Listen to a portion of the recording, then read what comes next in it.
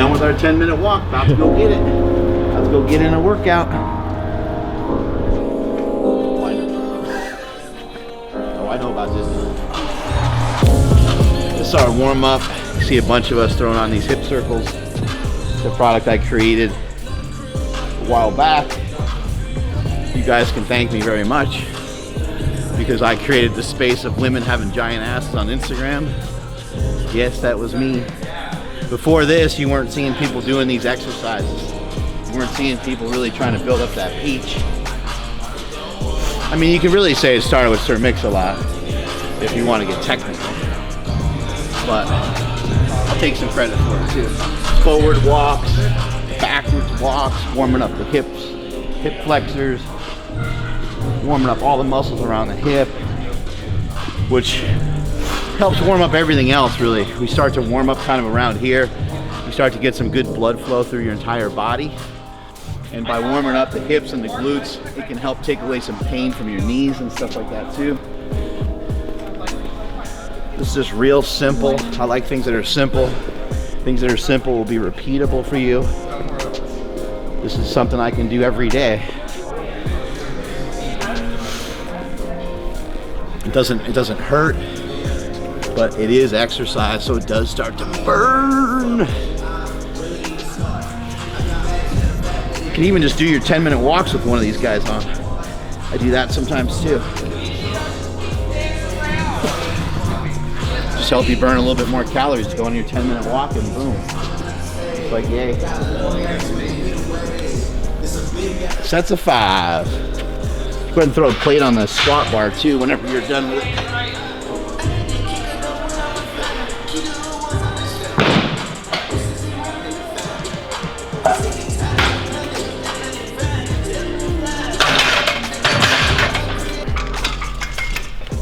Got it.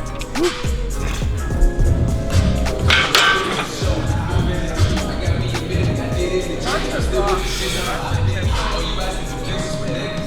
I think part of it is the quality of teaching and the quality of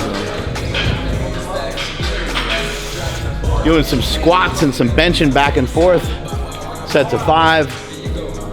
I basically can bench press as much as I can squat, so probably use the same weight on both things. Kind of uncommon, kind of weird. It doesn't mean my bench's great. It actually means that my squat sucks. But we're going reverse grip here too.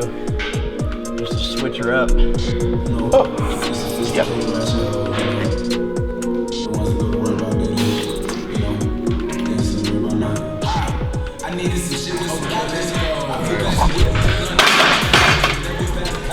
Oh, that feels weird. That reverse grip, Michael Hearn style, feels weird.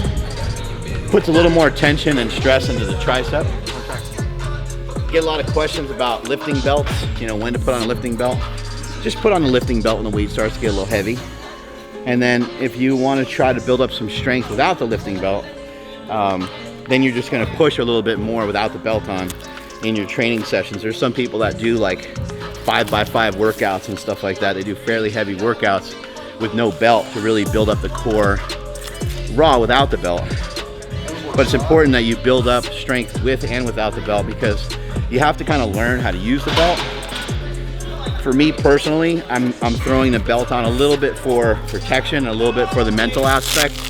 Just makes me feel like I can use a little bit more weight. And when I start to get weight on there, that starts to get a little challenging. I just throw the belt on. You can also, like if your form starts to break down, that's another way you can tell that it would probably be better off using your belt for those sets.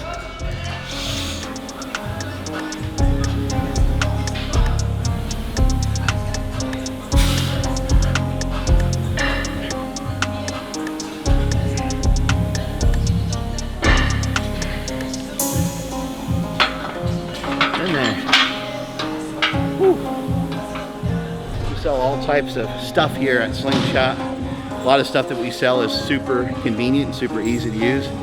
This is a mat that we sell. I think it's like 10 or 15 bucks. It's called the Benchmark. You just throw it on the bench, and now this bench that has kind of a slick surface now has a little bit of stick to it. Now I can set my shoulders up the right way. So something simple, easy to use, inexpensive.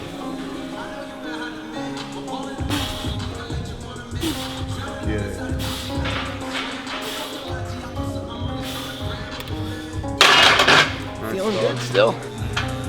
Woo.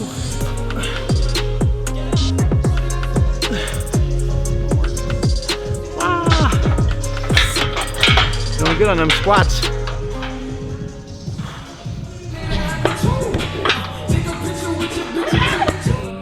Get yourself breathing hard and try to do something that involves your core. Really difficult. Get yourself breathing hard and do some squats. Get yourself breathing hard, do some overhead presses. And I'm not good at overhead presses, so this is really difficult. Need to get my air, get my stomach tight, press these bitches out.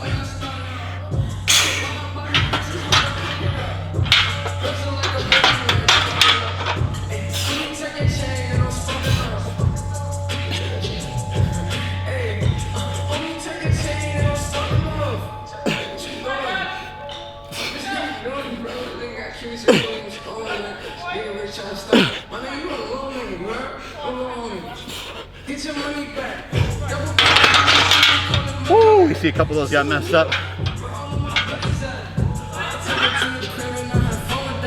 A little lighter, try to clean a couple reps.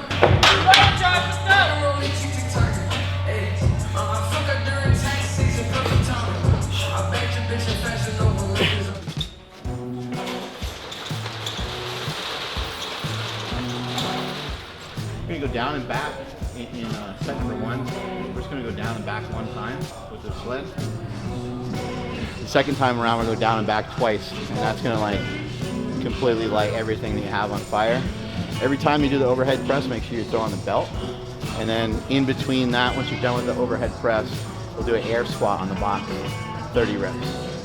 So it won't seem like a lot, but like once we get into pulling this thing, it's gonna get your lungs going pretty good. Air squat. Yep. Here we go. Sean, you're up after me.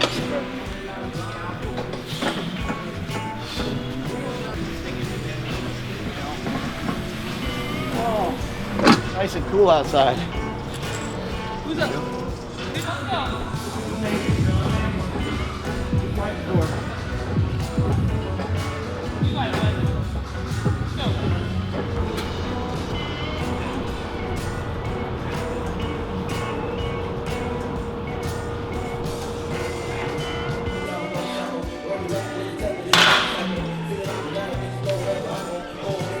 People say you can't do this stuff on a ketogenic diet.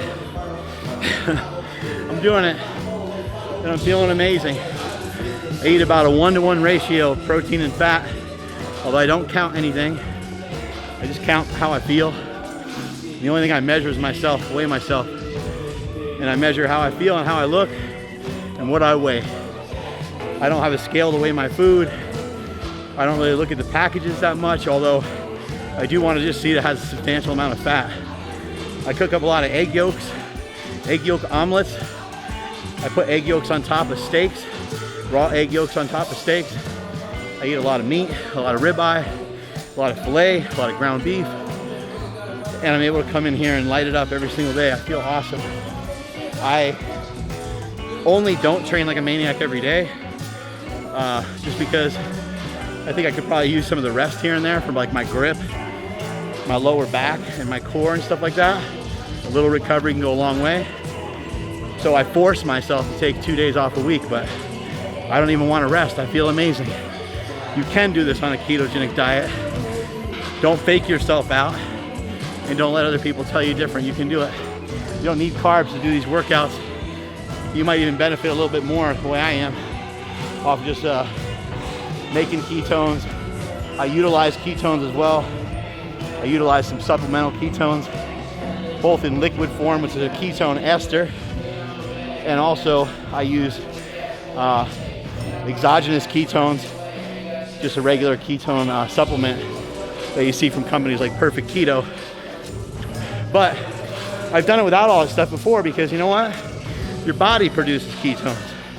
The whole point of fasting is to get your body to produce ketones, or one of the main reasons to fast. So ketosis is a weird way of tricking your body into thinking it's going into like a starvation mode.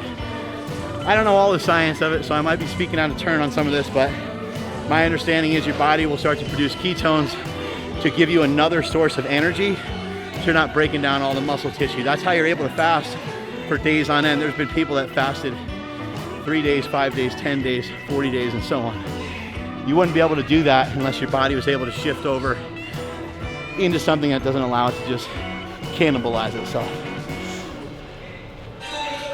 One more round, or you want to do something else? Let's do 3 flips and a jump, and then 2 flips and a jump, and then 1 flip and a jump. 3 flips and a jump. We don't do many tire flips around here, so if I seem intimidated by a 250-pound tire flip, it's because I'm a pussy. And I don't do much tire flipping. 250 pounds is not heavy. These strongman athletes and guys like Brian Alger, they're commonly flipping 750 pounds or more. So this is kind of sad. But I'm doing my best, okay?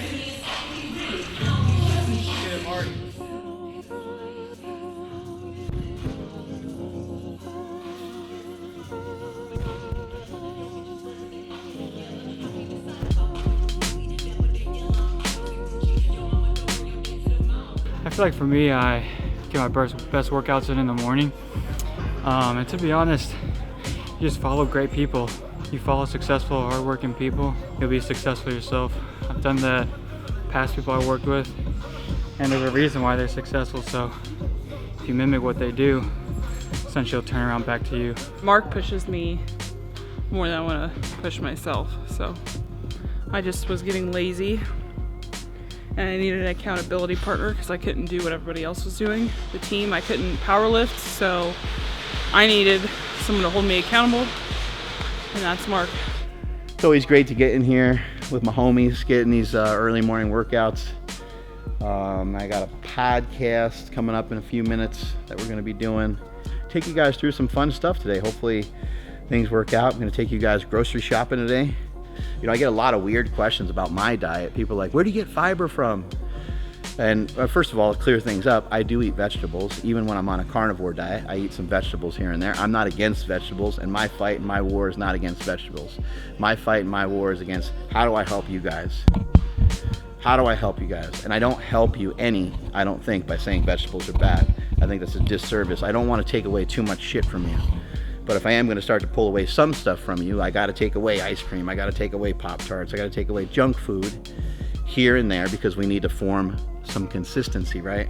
That's what diet's all about. We probably need 5 good days every single week out of the 7. And the other 2 days can't be full-on cheat days, but you could have a little room for error here and there on those days, as long as you're not consuming so much energy that it messes up everything else.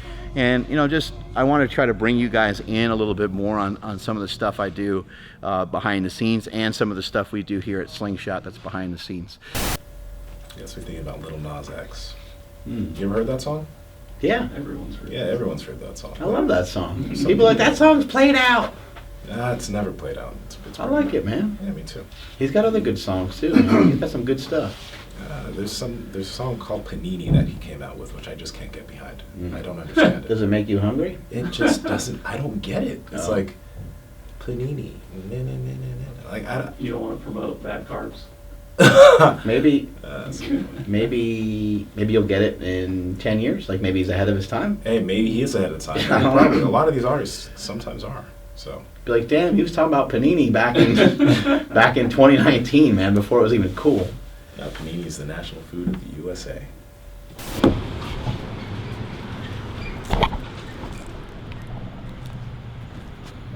Going to film some shopping for today. Show you guys how the Meathead Millionaire shops. I'm outside a Nugget Market here in Davis, California. I'm going to show you guys how I shop. Here we go.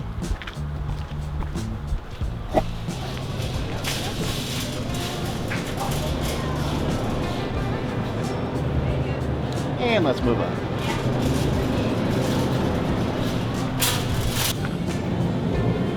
These guys right here, I'll get some of these. This is grass-fed beef, 100% grass-fed beef, and it has a blend of some other stuff in it. It's got, this one has salt, cracked pepper. You're gonna find like some of these have some different things in them. It's like whatever you enjoy.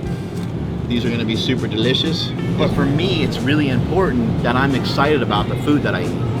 I think once somebody starts to transition into eating healthier foods, they think everything's got to taste disgusting. Everything I eat, every single meal that I have tastes awesome. I look forward to every meal that I have. And it's because I get options like this. We got bison, we got elk, we got venison, we got wild boar. Have you ever looked at venison, how lean venison is, or elk? Check this out. This is elk. It's got 10 grams of fat. That's pretty low. And then if you want something even leaner, you got like, and you don't want chicken, try some game meat, try some venison. If you're trying to save some dough, maybe you have a friend that's a hunter. A lot of times people are willing to share some of their wealth with you and share some of the meat with you. I actually personally like elk a lot, and you think about it from the way that an elk looks in nature, they're pretty damn jacked and they're pretty damn athletic. They can move around like crazy, so it makes sense that good healthy meat comes from them. Oh, whoops, I got carried away there. I don't know how this got in my hands. Cookie dough is like my favorite thing. I could eat all that cookie dough right there. A little tip for you, never shop while you're hungry. It's a huge mistake because you'll end up with tons of shit like that in your shopping cart. It happens to me all the time. Polish sausage, I love that. My mom used to make that a lot as a kid. That's these guys, kielbasa. This kind of stuff is actually really good and super cheap. It's really good because it's insanely keto. Like the fat is through the roof. Yeah, 14 grams of fat and 6 grams of protein. And there's 6 servings of this. Holy crap. So that's a lot.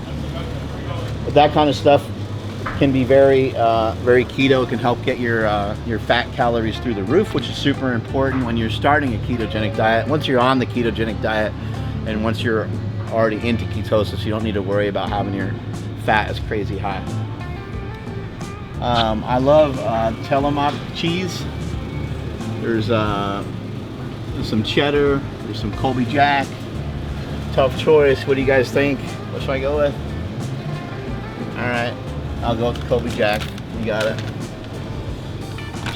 Cheese is convenient. It's a portable protein, really easy to carry around. You can bring it with you anywhere. There's 1 gram of carbohydrates per little thing of this, and 7 grams of fat, 4 grams of protein. What do y'all up to today? Just getting some meat. Yep.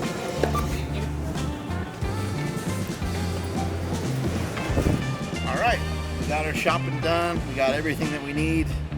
Pretty excited to go home and eat this meat. Strength is never weakness, weakness never strength. Catch you guys later.